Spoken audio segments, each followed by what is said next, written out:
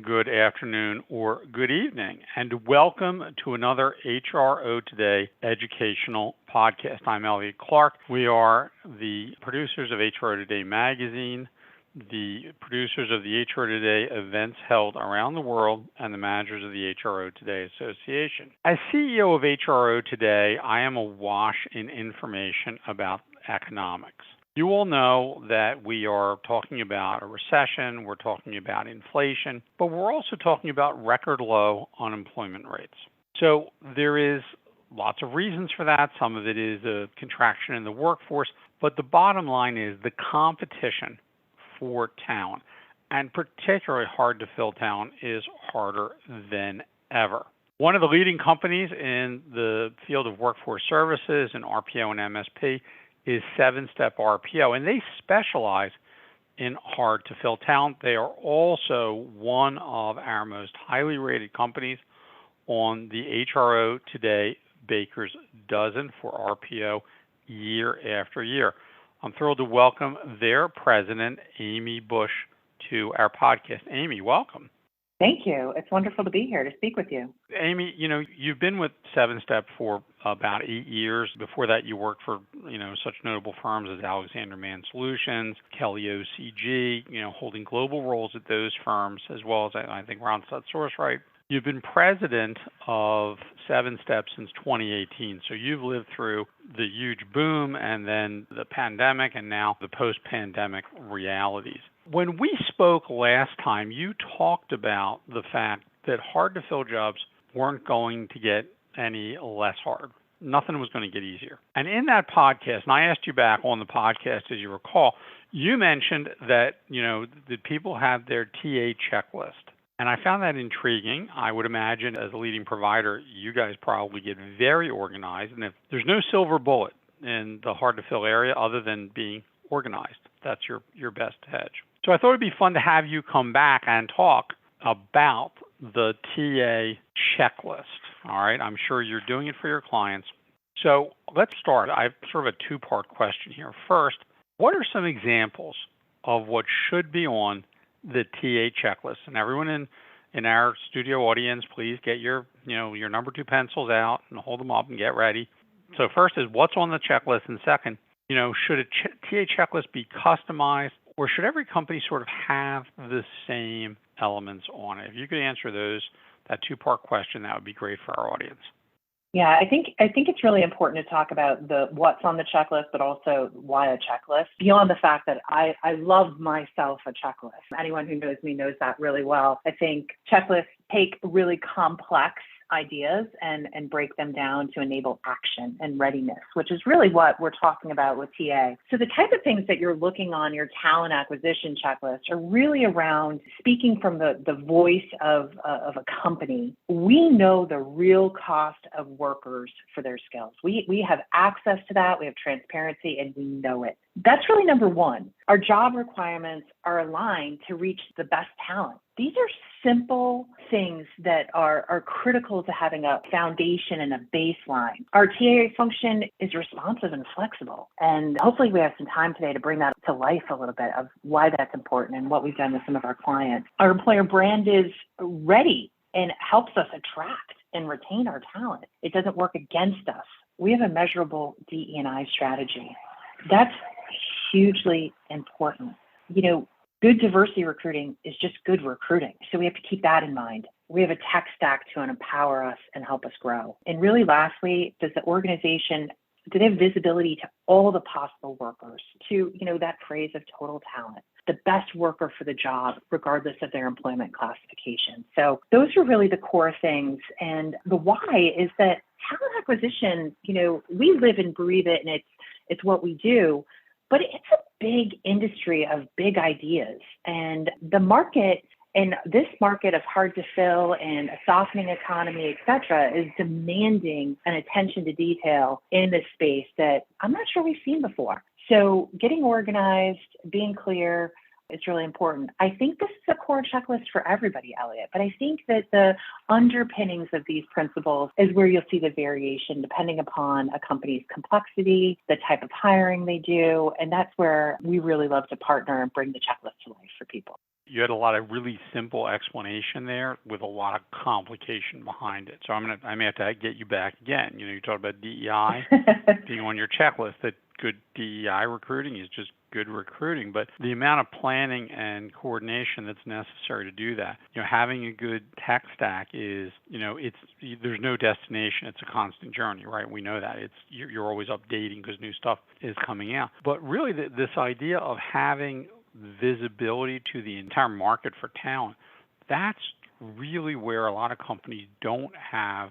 They can put it on a checklist, but can you give some sense? I mean, in Sevenstep, you've got a very sophisticated infrastructure. What does that mean for you when you say having visibility to the whole market for talent? And I know that's contingent and all those other aspects, but what does that mean? If they put that on their checklist, what do they have to do behind that checklist item?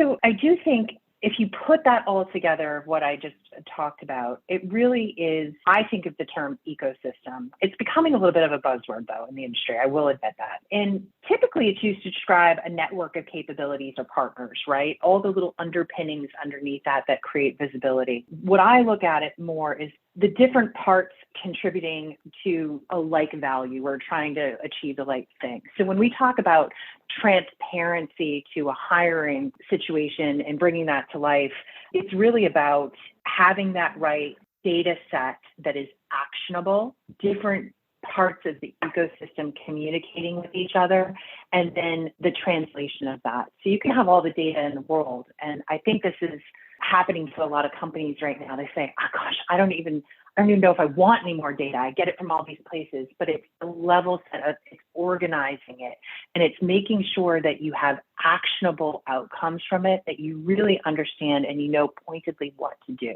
So that transparency isn't just about the data, it's kind of the translation to it. And that's where we're finding that companies need a little bit of help to translate that into a talent situation. They're great maybe with the business outcome situation or creating or supplying what they do to their customers. But when we get into the talent space, it's really simplifying that down to key actions that you can take. Thank you. That's great. And I think a lot of companies are trying to think through, where are my gaps? But let me move on. You've established the elements, having the tech stack, having the DEI plan, having visibility to the marketplace and all elements of talent in it. So now you've established those elements. I'd love you to show me some real-life examples of how whether clients of Sevenstep or companies you're aware of have gotten themselves organized and made really measurable improvement in their TA outcomes and their business outcomes, if you have that example, using a more structured approach.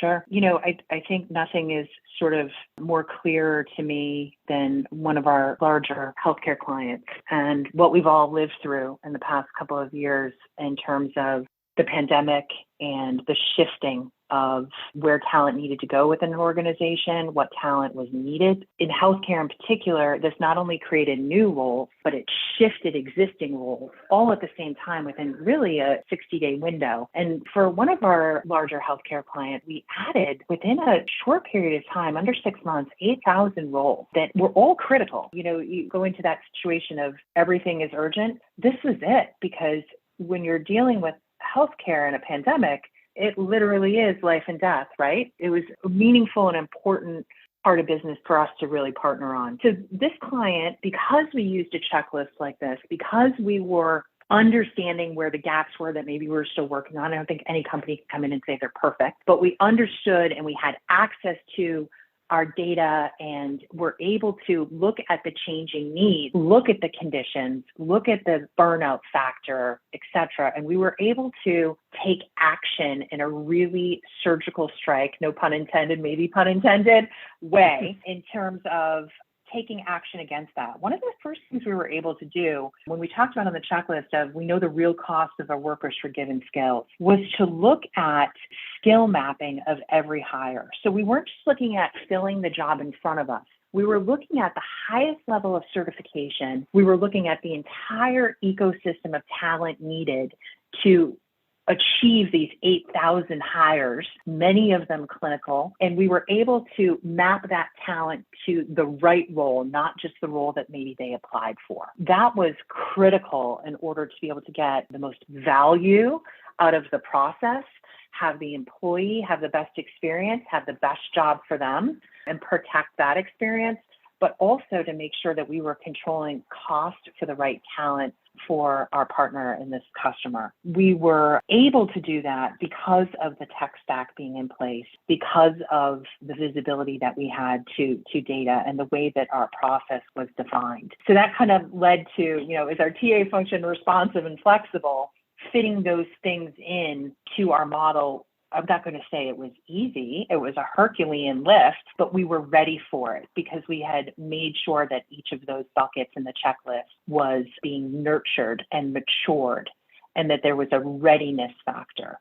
I think the same goes with the softening in the economy that we're seeing.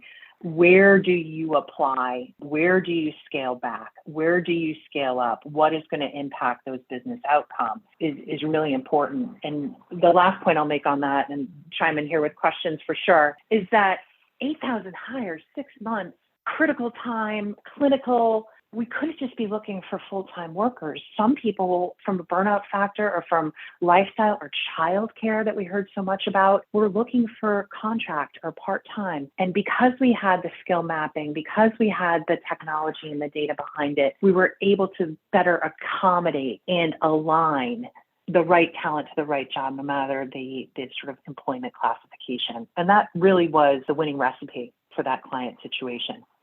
It's a great example, but I do think that there's one element that, and particularly for the practitioners listening, right? The practitioners and providers all have the same goal. It doesn't matter whether you have an internal TA or you use an outsourced partner such as Sevenstep. But one of the advantages that the providers have is the budget around resources, where you have the recruiters and the training infrastructure to get those recruiters up to speed very effectively and be able to bring that recruiting staff to bear, train them to those jobs, to the language of that of the industry, whether it's healthcare or any other. And I wonder, these checklists really will help internal TA organizations, but that's the one piece I don't know. The tech stack, ubiquitous. You can get licenses if you know how to put it together from lots of independent service providers, though most providers have proprietary technology, some part of their tech stack, like you do with Sevayo. But having those recruiters is really, a big part of it. That part you can't solve quickly. Do practitioners recognize that piece of it where, having the internal talent? I mean, to do 8,000 hires is almost mind-boggling in the clinical area. Do they even understand how much goes into having that army of recruiting talent available? And do they make those same investments internally? Well, it's a loaded question. I never promised you a rose garden, Amy. That's a loaded question. I love it. I think the answer is some do, and some maybe know they need help but don't understand the magnitude of the lift behind it. But most of the partnerships that we have, I'd say nearly all the partnerships we have here at Sevenstep, are really driven by that joint seat at the table to design the solution and to make sure we all are in it together. So I do think that they understand the lift from my perspective. I do think that companies are starting to understand in this marketplace that recruiters are not all the same and that their needs are changing. So a recruiter specialization in one area, and then all of a sudden you're not recruiting that anymore because the economic situation has totally shifted. In this same client, we had about 6,000 jobs within that same period shift from being one role to another totally different role. It's not that we had 6,000 jobs go away. It's that we might have had, 4,000 plus shift geography or go remote or change. And it changed the genesis of what we were trying to do. So I think it's not just having recruiters and having trained recruiters. It's having the flexibility to be able to shift the type of recruiter where a partnership like ours comes into play, or to shift the strategy around the technology, where internal TA teams are buying a tech product and they might have a multi-year contract with it. We're looking at technology all the time and trying to make sure that we're bringing the best solution for their current problem, and we have the ability to change. And I think that's the hugest thing about internal versus external is how fast things are changing right now and how fast business needs are changing. And are you ready? So I do think they understand that. And I think they're looking for solutions. And the first thing that I would say is get organized so you know what you have and what you don't have. And then, ask for help in the right areas. Maybe not all the areas. It's not saying that outsourcing is right for everybody, but there's different ways to ask for help. But the first thing is to really, really understand where you need it.